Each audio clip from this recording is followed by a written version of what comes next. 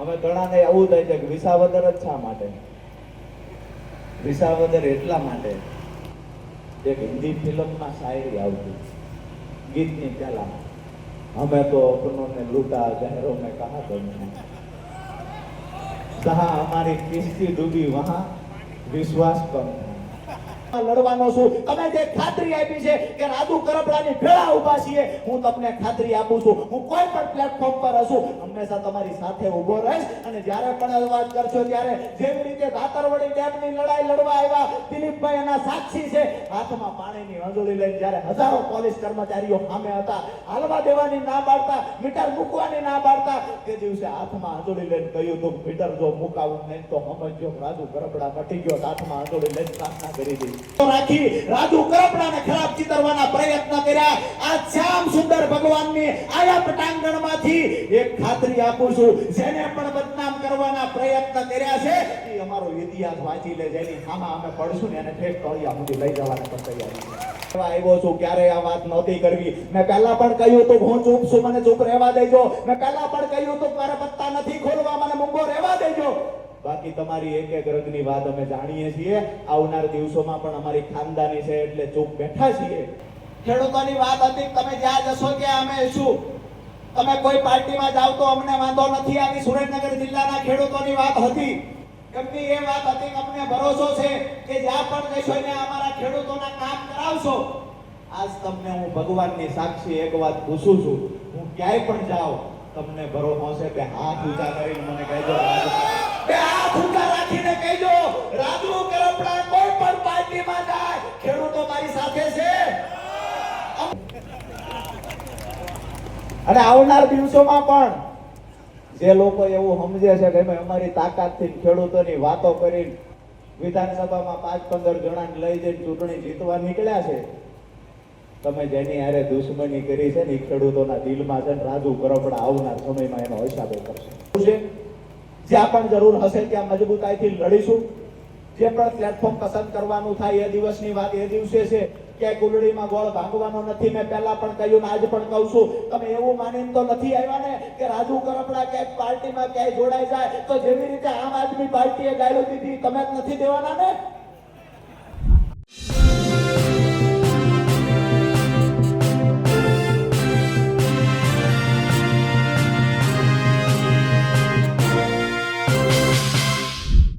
તુલસીશ્યામમાં રાજુ કરપડાએ પોતાની પ્રથમ સભાથી જ શક્તિ પ્રદર્શન દેખાડ્યું અને પોતાના તેવર પણ દેખાડ્યા.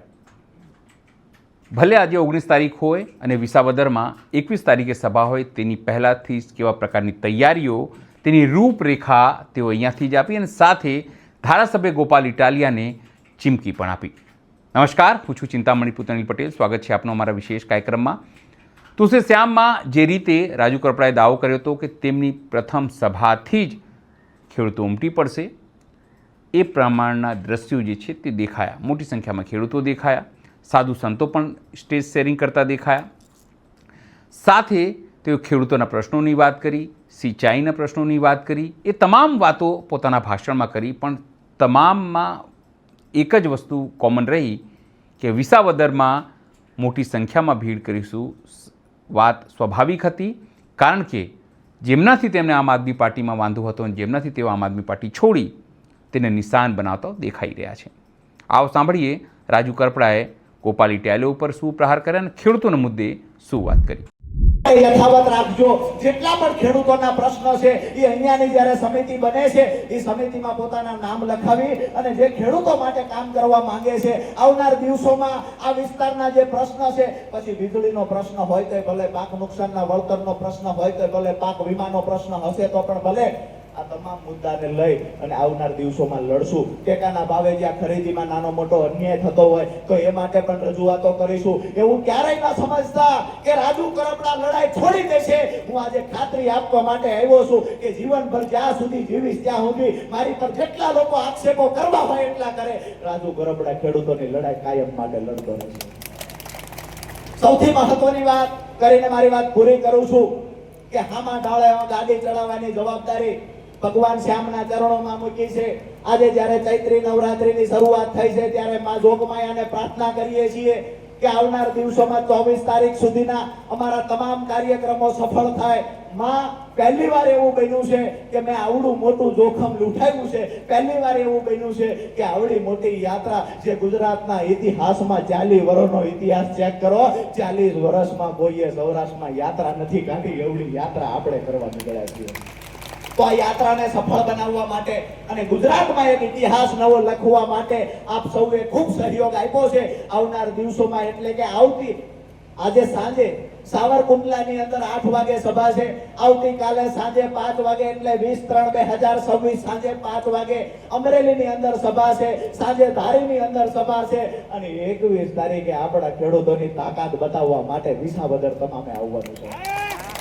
પોતાની તૈયારી તો છે ને?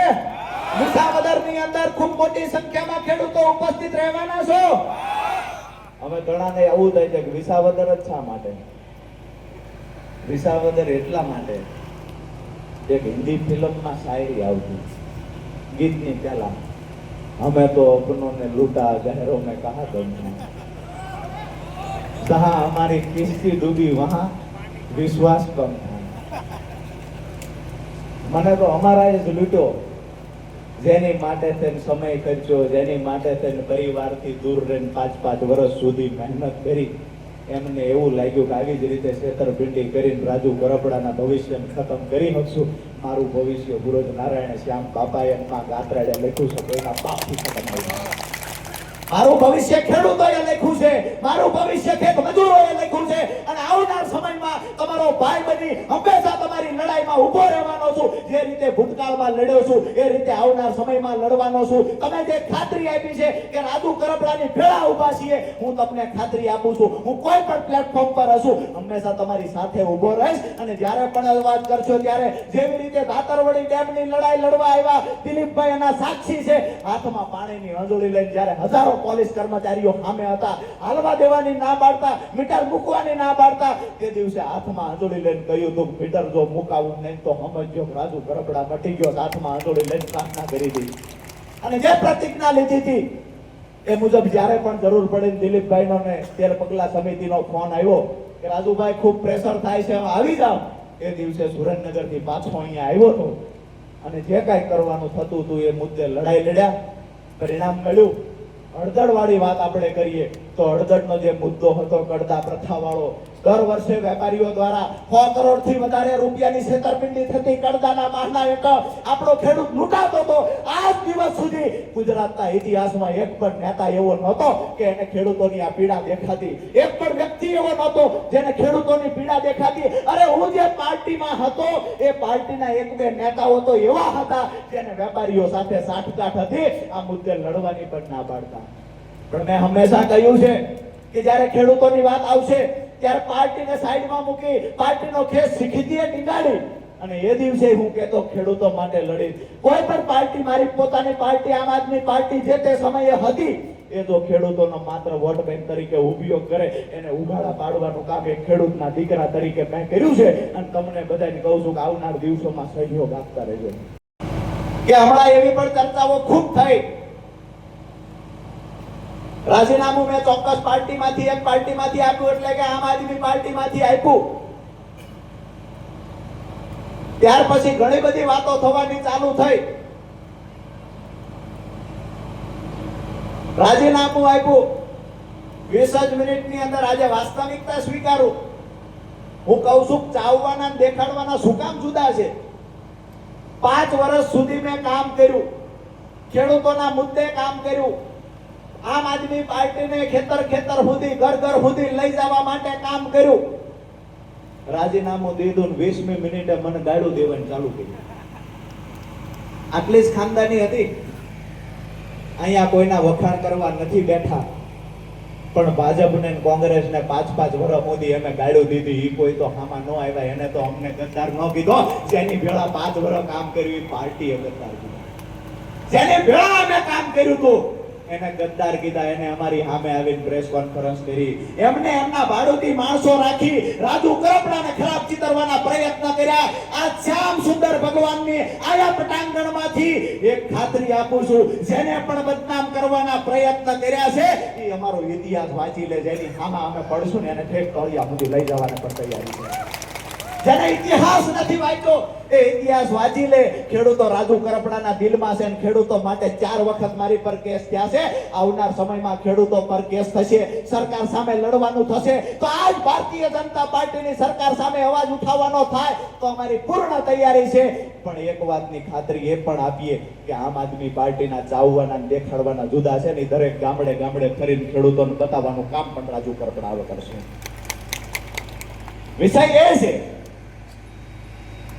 કે તમારી ભેગા રહ્યા ત્યાં સુધી ખૂબ સારા હતા. 56 ની સાથી, 72 ની સાથી, કેટલી બતાવી. અમારી ભેગા હતા તો ડરપોક નહોતા, અમારી ભેગા હતા તો હાવજ જેવા હતા. રાજીનામું દીધું 20 મિનિટે કે બસ હવે હાવજ નથી, અમે તો ડરપોક છે.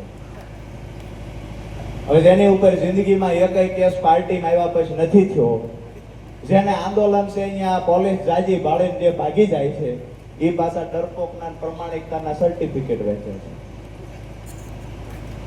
અમારો ઇતિહાસ તો વાંચજો. અમે જેનું બાવડું પકડ્યું છે ને એનું છેલ્લા શ્વાસ સુધી મુકતા નથી. ખેડૂતોનું બાવડું પકડ્યું છે, છેલ્લા શ્વાસ સુધી લડવાની તૈયારી છે.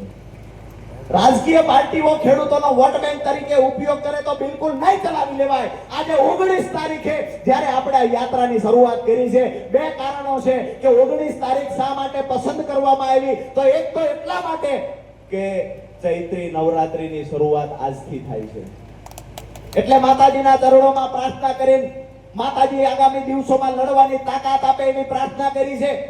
અને બીજું કારણ કે અહીંયા જે પાર્ટી ચાવવાના દેખાડવાના જુદા છે, અહીંયા MSP ના મુદ્દે ક્યાંક ને ક્યાંક ખેડૂતો માટે રજૂઆત કરતા હોય એવું દેખાડે. MSP ના મુદ્દે રેલીઓ કાઢે છે. પંજાબની અંદર આજે 19 તારીખે 1 વર્ષ પૂરું થયું. પંજાબના 700 ખેડૂતોને જેલમાં પૂરી દીધા હતા, દંડા માર્યા હતા. એ પણ વાત ખેડૂતોની વચ્ચે કરશું. તમને સારું લાગે છે કે ગુજરાતની અંદર ગમે એવડી વાતો કરીએ છીએ, પંજાબમાં દંડા મારવાના, અહીંયા ગુજરાતમાં કહીએ ખેડૂતો હારે અન્યાય થાય છે, ખેડૂતને MSP મળવો જોઈએ.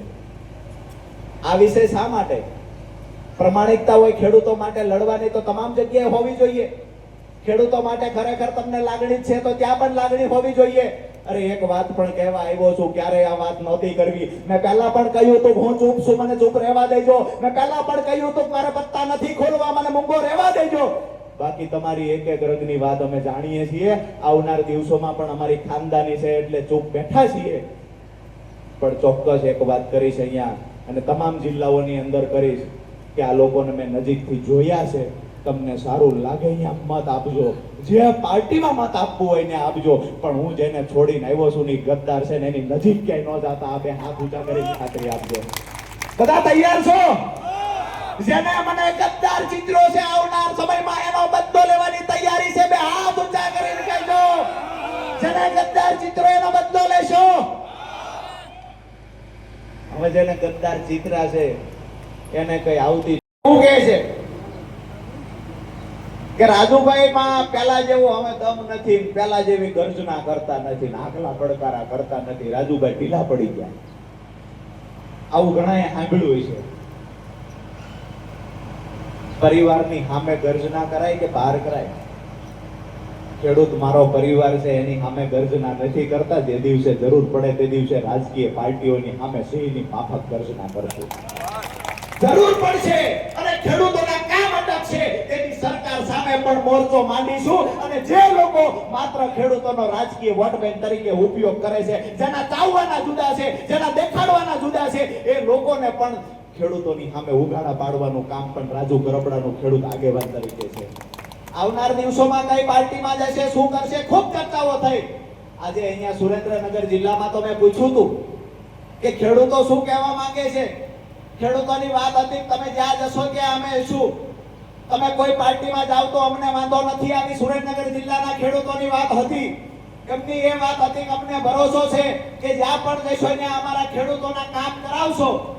આજ તમને હું ભગવાનની સાક્ષી એક વાત પૂછું છું, હું ક્યાંય પણ જાઉં તમને ભરોસો છે. 2 હાથ ઊંચા કરીને મને કહેજો, 2 હાથ ઊંચા રાખીને કહેજો રાજુ કરપડા કોઈ પણ પાર્ટીમાં જાય ખેડૂતો મારી સાથે છે. અમરેલી જિલ્લાના ખેડૂતો સાથે છે. હવે વાંધો બીજા છે, જેના ખેડૂત ખાતેદારમાં નામ નથી એ લોકોનો વાંધો છે કે રાજુભાઈ હું ફલાણે વ્યા જાય ફલાણે વ્યા જાય. જેને જિંદગીની અંદર ખેડૂતો માટે આવેદન પત્ર આપ્યું નથી, ખેડૂતના મુદ્દા શું છે એ ખબર નથી, જેને વિશ્વાસઘાત સિવાય જિંદગીમાં કાંઈ કર્યું નથી એ લોકો આજે ખેડૂતોના હિતની વાતો કરવા નીકળ્યા છે. દોસ્તો, મહત્વની વાત એ છે, પાર્ટીમાં જોડાવું ના જોડાવું આ તો ગૌણ વાત છે. અમારા ખેડૂતોનું હિત ઈચ્છવું, ખેડૂતો માટે સંગઠન બનાવવું, ખેડૂતો માટે લડવું, આ વિસ્તારના પણ પ્રશ્નો છે. આ પ્રશ્નોની પણ આગામી દિવસોમાં મજબૂતાઈથી બિન રાજકીય રીતે રજૂઆતો કરશું. હાથ એટલા માટે ઊંચો કરાયો છે કે જે લોકો જુએ છે એને ખબર પડવી જોઈએ કે સુરેન્દ્રનગરનો ખેડૂત પણ રાજુ કરપડાની ભેળો છે ને અમરેલીનો ખેડૂત પણ રાજુ કરપડાની ભેળો છે. દોસ્તો, વાત એ કરવા આવ્યા છીએ કે આપણા પ્રશ્નો ઘણા બધા છે. જ્યારે પણ વાવાઝોડું આવે છે ત્યારે દરિયાકાંઠાનો જે વિસ્તાર છે એમાં થાંભલાઓ પડી જાય છે, તાર પડી જાય છે, 2-2 મહિના 1-1 મહિના સુધી ગામડાઓમાં લાઈટ નથી આવતી. ખેતરોની અંદર, વાડીઓની અંદર 2-3 મહિના સુધી લાઈટ નથી આવતી. આવનાર દિવસોમાં આ ખેડૂત સંકલ્પ યાત્રા પૂર્ણ થયા પછી જે મુદ્દાઓને લઈને રજૂઆત થવાની છે એમાંનો એક મુદ્દો એ પણ હશે કે ભૂગર્ભની અંદર વાયર ખેંચવામાં આવે જેથી કરીને ગમે એવડું વાવાઝોડું આવે અમારા ખેડૂતોને તકલીફ ના પડે. દોસ્તો, આ મુદ્દાઓ જ્યારે રજૂઆત કરશું ત્યારે 2 પ્રકારની રજૂઆત હોય. પ્રેમથી રજૂઆત કરતા આવડે છે ને હળદળ વાળી કરીને પણ રજૂઆત કરતા આવડે છે, ક્યારે કરવાના નથી. બીજી વાત એ છે કે આ એ વિસ્તારમાં છીએ આપણે, અહીંયા દીપડાની રંજાડ છે, અનેક જાનવરોની રંજાડ છે. સિંહ સાથે તો અહીંના ખેડૂતોને મિત્રતા છે, પણ ક્યાંક ને ક્યાંક જંગલ ખાતા દ્વારા ક્યારેક ખેડૂતોને હેરાનગતિ કરવામાં આવે છે. અહીંયાથી ખાતરી આપું છું કે આવનાર દિવસોમાં એ મુદ્દે પણ મજબૂતાઈથી લડવાનું થાય છે. તે દિવસે તમારી વચ્ચે આવીને ઉભા રહીશું. જ્યારે જે પ્રશ્ન હશે, બાકી તો મહત્વની લડાઈ ખેડૂતો કેમ કરીને દેણામાંથી બહાર નીકળે, ખેડૂતને કેમ સમૃદ્ધ બનાવી શકાય. હાઈ ટેન્શન લાઈન જે બાપુએ વાત કરી એ મુજબ હાઈ ટેન્શન લાઈનની અંદર જ્યારે ખેડૂતોને કંપનીઓ પૂરતું વળતર નથી આપતી, ભૂતકાળમાં લડ્યો છું, 2.5 લાખ વળતર ચૂકવતા ત્યાં 35 લાખ રૂપિયા વળતર અપાયું છે. અને જ્યારે હજુ પણ જરૂર પડશે આ સંગઠન બનાવીએ છીએ, કોઈની જાન જોડવા નથી બનાવતા. આ ખેડૂતોને ગામડે ફરીને સંગઠન બનાવીએ છીએ, કોઈની જાનમાં લઈ જવા નથી બનાવતા. આ સંગઠન એટલા માટે બનાવીએ છીએ અમારા ખેડૂતો પર ક્યારેય કોઈ પણ પાર્ટી દ્વારા, સરકાર દ્વારા ક્યાંય પણ અન્યાય થશે તો એની સામે મોરચો ખોલવાનો છે ને એટલા માટે ગામડે ફરીને સંગઠનો બનાવીએ છીએ. બીજી મહત્વની વાત, અમે ભેળા હતા તો શું હતું, મને ફોન આવેલો વિસાવદરથી, 2 દી પહેલા જ ફોન આવ્યો મુનાભાઈ. એટલે મને કહેવામાં આવ્યું, રાજુભાઈ વિસાવદર કે દિવસે સભા? મેં કીધું 21 તારીખની સભા વિસાવદર છે. મને કે તે દિવસે તમારી હારે આવતા હતા ને હજી તમારી હારે આવવાનું છે, પણ બીજી એક વાત કરવાની હતી. મેં કીધું બોલો, શું હતું? તો એમને મને એવી વાત કરી કે અમે તો અડીખમ અણવર જોઈને ભેળા આલ્યા તો વરરાજો તેદીએ નતો ગમતો. અને આવનાર દિવસોમાં પણ જે લોકો એવું સમજે છે કે અમે અમારી તાકાતથી ખેડૂતોની વાતો કરી વિધાનસભામાં 5-15 જણાને લઈ જઈને ચૂંટણી જીતવા નીકળ્યા છે, તમે જેની હારે દુશ્મની કરી છે ને એ ખેડૂતોના દિલમાં છે ને રાજુ કરપડા આવનાર સમયમાં એનો હિસાબ કરશે. મારા ખેડૂતો માટે એ દિવસે તે પ્રમાણિકતાથી લડતા હતા, આવનાર દિવસોમાં પણ પ્રમાણિકતાથી ખેડૂતો માટે લડવાના છીએ.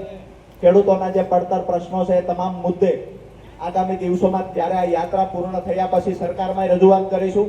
જે લગત ઓફિસો હશે ત્યાં પણ રજૂઆત થશે. આ વિસ્તારના જે પ્રશ્નો છે એની પણ યાદી તૈયાર થાય છે. એક ફોરેસ્ટ વિભાગની જે રજૂઆત છે ત્યાં પણ રજૂઆત કરીશું. અને આવનાર દિવસોમાં એક સૌથી પ્રશાસન પણ અહીંયા છે અને મીડિયાના મિત્રો પણ અહીંયા છે, ત્યારે એક મહત્વની વાત એ પણ કરું કે અહીંયા જ્યારે ભગવાન તુલસી શ્યામનું મંદિર એટલે સૌરાષ્ટ્રમાં અને ગુજરાતમાં સૌથી સુપ્રસિદ્ધ મંદિરોમાં જંગલની મધ્ય કોઈ મંદિર હોય તો મને એવું લાગે છે કે આખા દેશની અંદર જંગલની મધ્ય મંદિર અને આસ્થાનું કેન્દ્ર હોય તો એ તુલસી શ્યામ છે. તો પ્રશાસનને પણ વિનંતી કરીએ છીએ કે આ તુલસી શ્યામનું મંદિર એટલે બાબરિયાવાડના 42 ગામના ઈષ્ટદેવ તુલસી શ્યામનું મંદિર એટલે પૂરા સૌરાષ્ટ્ર અને ગુજરાતના ખેડૂતોની સાથે તમામ વર્ગ વેપારીઓનું આ તુલસી શ્યામનું મંદિર આસ્થાનું કેન્દ્ર છે. અહીંયા આવનાર લોકોને અડચણ ઊભી ન થાય એ પણ પ્રશાસનને કહીએ છીએ અને આવનાર દિવસોની અંદર જ્યારે પણ અહીંયા કાર્યક્રમો થાય ત્યારે પ્રશાસન એને સહયોગ કરે, સપોર્ટ કરે, આ વિનંતી કરીએ છીએ. અમે નથી ઈચ્છતા કે પ્રશાસન સાથે અમારે ક્યારે નાનું મોટું ઘર્ષણ થાય. એમાં પણ ઘણા બધા લોકો છે જે ખરેખર સુંદર શ્યામ ભગવાનને માને છે, જે સહયોગ કરે છે. આજે પણ મેં ઘણા બધા મિત્રોને પૂછ્યું કે કોઈ અગવડ નથી પડી, પણ મને જાણવા મળ્યું કે ના, કોઈ અગવડ નથી પડી. ત્યારે પ્રશાસનના અધિકારીઓ કર્મચારીઓનો પણ આભાર માનીએ છીએ કે અહીંયા વ્યવસ્થા ગોઠવવામાં ખૂબ એમને સહયોગ કર્યો છે.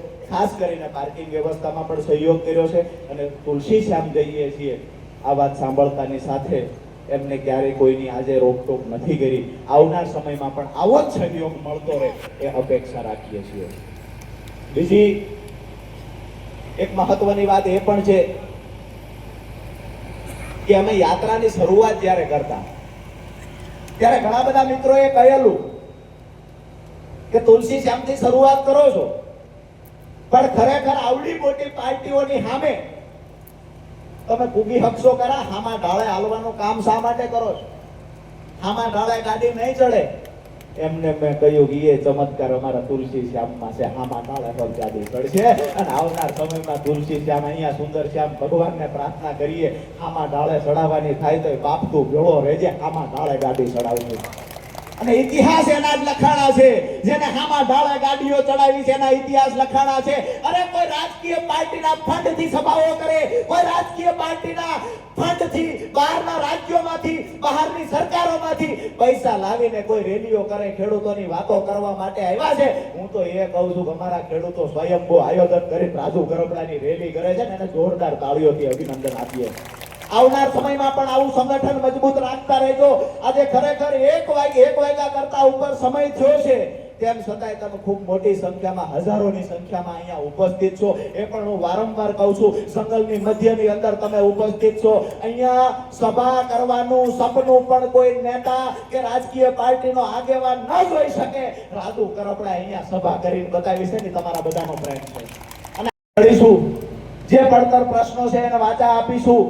ખેતરે સુધી આપણા ખેડૂત સમિતિને પહોંચાડીશું. અને કોઈ એવું સમજતા હોય કે બિન રાજકીય રીતે પરિણામ ન મળે તો એને એવા 50 દાખલા અમે આપી શકીએ કે હાઈ ટેન્શન લાઈનનો પ્રશ્ન લાકડિયાથી બરોડાનો હતો, જ્યાં વળતર માત્ર ને માત્ર જંત્રી મુજબનું ચૂકવતા, 15 રૂપિયા 35 રૂપિયા મીટરે વળતર ચૂકવતા. એની સામે અમે ખેડૂત એકતા મંચના બેનર નીચે લડ્યા, બિન રાજકીય રીતે લડાઈ લડ્યા. અને જે વળતર 15-20 રૂપિયા ચૂકવતું એ વખતે 2017-18માં હુકમ કરાવ્યો અને પ્રતિ મીટર પિયતમાં 1003 ને બિન પિયતમાં 950 નો હુકમ પણ અમે લોકોએ કરાવ્યો હતો.